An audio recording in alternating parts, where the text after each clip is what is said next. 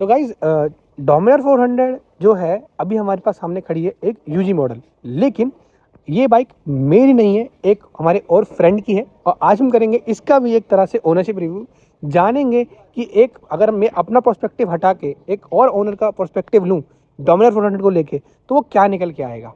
तो बहुत सारी बातें करेंगे इस बाइक को लेके, इसकी ओनरशिप्स को लेके, इसके क्या क्या प्रॉब्लम्स हैं, क्या क्या अच्छाई हैं, क्या क्या बुराई हैं, सब बात करेंगे इस वीडियो में। तो चलिए इस वीडियो को स्टार्ट करते हैं। तो भैया हमारे सामने हमारे दोस्त आ चुके हैं। भाई एक बार अपना इंट्रोडक्शन दे दीजिए। बेसिकली मैं गौरव गोरखपुर से बिलोंग करता हूँ, बट रहता दिल्ली में हूँ। सिंस माई बर्थ मैं यहीं से हूँ। मेरे घर वाले सब यहीं पे सेटल हो रहे हैं धीमे धीमे। और रिसेंटली जैसे भाई ने हमें बुलाया, हमने लिया एक डोमिनार। और क्या ही कहना है इसका, भाई मिडिल क्लास किंग है ये। तो सर इसी से वीडियो स्टार्ट कर देते हैं। डोमिनार 400 क्यों नहीं लिया है आपको, मतलब मन कैसे हो गया आउट ऑफ नोवेयर? मन इसलिए हो गया क्योंकि सर मैंने ना मार्केट के जितने भी उस टाइम पे अवेलेबल थे 411, और जब मैंने ली तो 450 भी आ ही चुकी थी, मार्केट में आ चुकी थी, सब कुछ था उसमें। मैप भी चलते हैं बट इसमें नहीं चलते। इसमें turn by turn navigation update भी अभी रिसेंटली आया है। बट वही है ना, बजाज है तो सब कुछ पॉसिबल है, बजाज तो हर जगह ही है। और इसकी जो पार्ट्स अवेलेबिलिटी है वो बहुत अच्छा है। और बेसिकली 283 की पड़ी मेरे को ऑन रोड, सब कुछ हटा के। और 283 में बेस्ट मशीन लगी मेरे को अभी तक की भाई। टॉप स्पीड से लेके, ब्रेकिंग से लेके, इसके पार्ट अवेलेबिलिटी, फर्स्ट सर्विस में मतलब ठीक था। इसका ओनर रिव्यू काफ़ी अच्छा था। तो जैसे आपने जब डोमिनार 400 ली थी तो ऑब्वियसली जितना मैं समझ पा रहा हूँ, जब भी हम कोई बाइक लेते हैं ऑब्वियसली हम मार्केट रिसर्च जरूर करते हैं बाइक को लेके कि भाई ये अगर ये नहीं बना तो ये ले लेंगे, वो कर लेंगे। तो आप जब डोमिनार 400 ले रहे थे तो क्या क्या मतलब आपके मन में था कि यार ये वाली बाइक तो अगर डोमिनार 400 नहीं ले पाया तो बजट में ये मैं बाइक देख सकता, तो थोड़ा उसके बारे में बता पाएंगे? मैंने डोमिनार 400 ना ले पाने के बाद तो लिटरली एक ही चीज़ सोची थी कि वही, हम भाई बहुत मिडिल क्लास फैमिली थे तो हमारे माइंड में तो एक ही चीज़ आई, ये नहीं तो स्प्लेंडर सही।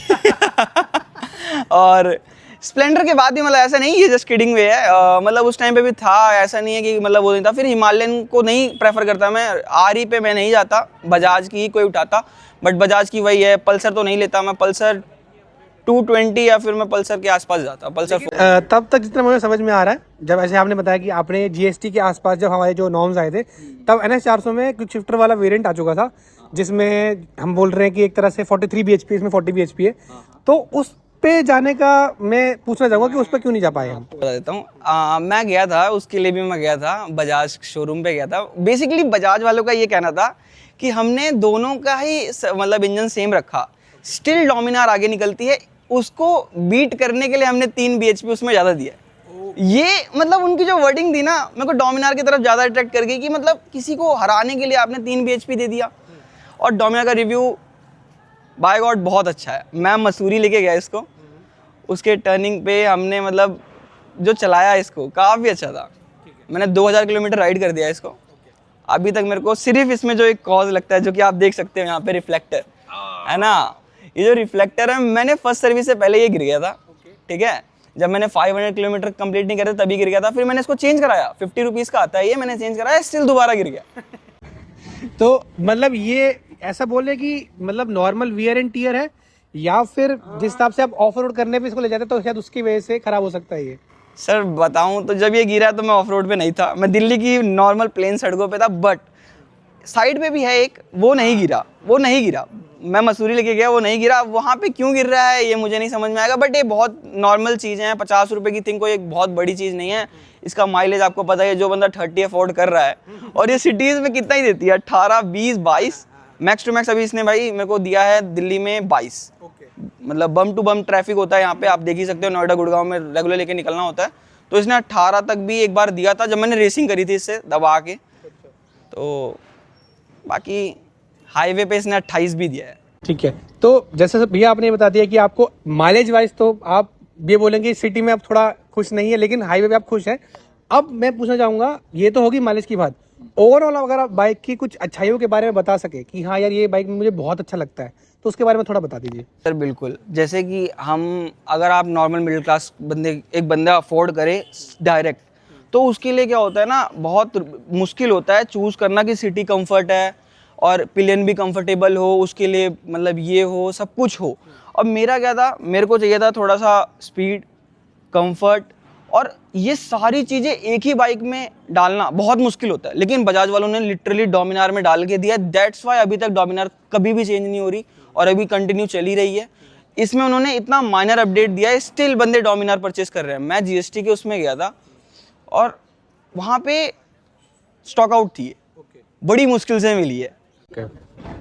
तो ये तो आपने मतलब एक तरह से बोलूंगा कि आपको बाइक से प्यार ही हो गया है। हाँ, तो अब प्यार में थोड़ा बहुत तकरार तो मिलेगा ही। तो थोड़े से कॉन्स अगर आपने फेस किए हो इसके बाइक के अंदर कि कुछ ऐसी चीज़ें यार जो मतलब जो थोड़ा होता है ना कि डिससेटिस्फैक्शन आ जाती है इंसान के अंदर, थोड़ा वो बता सकते हैं? 2000 किलोमीटर गाड़ी अभी राइड करी है इसको। बेसिकली मैं मसूरी ले गया और भी मतलब सिटीज़ में राइड कर रहा हूँ। 500 किलोमीटर तो जैसा आपको पता ही है धीमे धीमे चलाना होता है। मुझे 500 किलोमीटर में एक माइनर वही चीज़ नोटिसेबल हुई है। बाकी हाँ, एक चीज़ और हुई थी। मैं एक बार बड़े भैया के साथ गया था हिमालयन के साथ साथ, तो क्या था, धूल फंस गई थी वो, तो एक थोड़े टाइम के लिए ट्रैक्शन कंट्रोल और एवीएस ब्लॉक हो गए थे।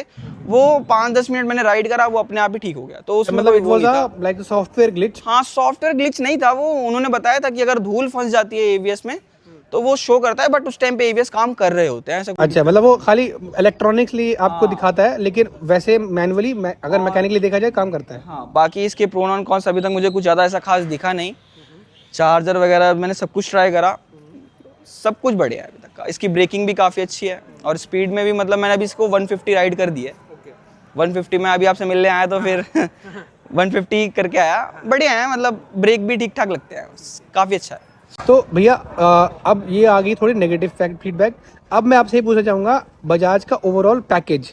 हम ये देख रहे हैं कि इस टाइम पे बजाज की सबसे महंगी बाइक है ये, ठीक है, और उसके अंदर आप जब एक शोरूम जाते हैं, चाहे आप किसी भी चलिए शोरूम में चले जाए, आप अपनी जो सबसे महंगी बाइक लेके जा रहे हैं, एक प्रीमियम एक्सपीरियंस ढूंढते हैं अपने शोरूम में, राइट?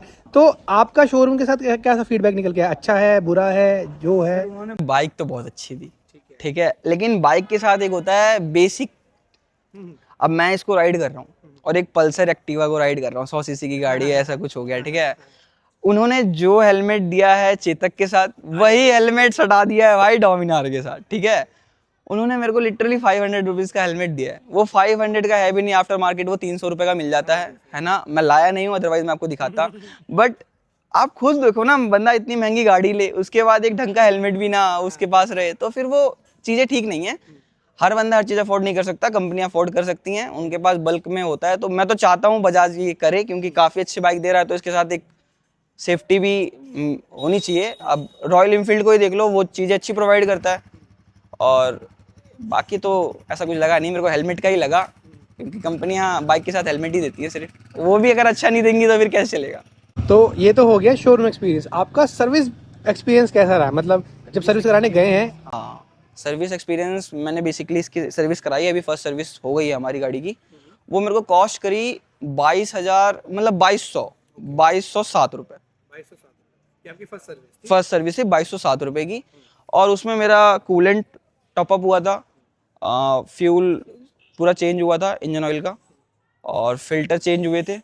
एयर फिल्टर चेंज नहीं हुआ था, शायद एयर फिल्टर भी चेंज हुआ था। बेसिकली भाई लेके गया था तो इतना है नहीं सही से, बट सारा कुछ करा के मेरे को 2207 रुपये का पड़ा था। फर्स्ट सर्विस में चेंज हुआ था। तो ओवरऑल सर्विस एक्सपीरियंस भी आपका बुरा नहीं है? नहीं, उनका कॉल आया था प्रॉपर, उन्होंने सही से डील करा। उन्होंने ये भी कहा कि अगर 7 दिन में आपको कुछ लगता है तो आप दोबारा आ सकते हो। और काफ़ी मतलब डोमिनार को डील करने के लिए वहाँ पे 2 बंदे लगे हुए थे एक्सपीरियंस, जिनकी सैलरी भी काफ़ी अच्छे पैकेज पे थी, उनसे मेरी डिस्कशन भी हुई थी। तो वो बहुत अच्छा था कि मतलब उनकी जो रेगुलर गाड़ियाँ छू रहे हैं वो हमारी डोमिनार नहीं छूते। डोमिनार के लिए उनके पास अलग ही स्किल्ड लेबर है, वही डोमिनार को मतलब हैंडल करते हैं, और वो काफ़ी अच्छा है उनका। Got it. तो भैया ये तो आपने मतलब बिल्कुल एक तरह से खुल के ही अपना पूरा बता दिया दिल के राज कि कैसी थी बाइक। अब आखिरी सवाल आपसे ये रहेगा कि जैसे आपने बताया कि 2,80,000 की ये बाइक है, तो उसी प्राइस रेंज में गोरिल्ला भी मिल सकती है, ट्रायम्फ स्पीड 400 भी है, T4 भी है।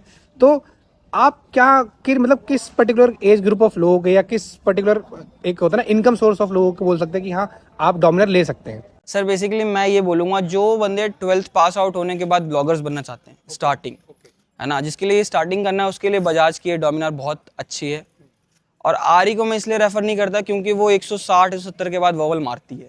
अगर कोई बंदा नादान है ना, जैसे बोलते हैं ना घर, तो वो इतना वॉवल मारेगी, नहीं हैंडल हुआ, स्टार्टिंग बाइक है, अगर आपसे हैंडल नहीं हुआ तो फिर आप क्या करोगे? समझ गया भाई। तो भैया आपका आने का इस चैनल पे बहुत थैंक यू। एक बार अपना इंस्टाग्राम भी बता दीजिए। हाँ गाइज, अगर आपको ज़्यादा अपडेट चाहिए तो ट्रिप्स विद अमन करके मेरा एक पेज है, उसको आप फॉलो कर सकते हो। वहाँ पे मैं हर टाइम एक्टिव होता हूँ, आप मैसेज करो, मैं रिप्लाई करूँगा। हाँ, तो आप इस पर्टिकुलर चैनल पे जाके भाई को अपना सपोर्ट दीजिए। जो भी क्वेश्चन है डोमिनार को लेके आप उनसे पूछ सकते हैं। बाकी भाई बहुत बहुत थैंक यू आपका हमारे चैनल पे आने के लिए। बाकी मिलते हैं आपसे वीडियो में, तब तक के लिए पीस।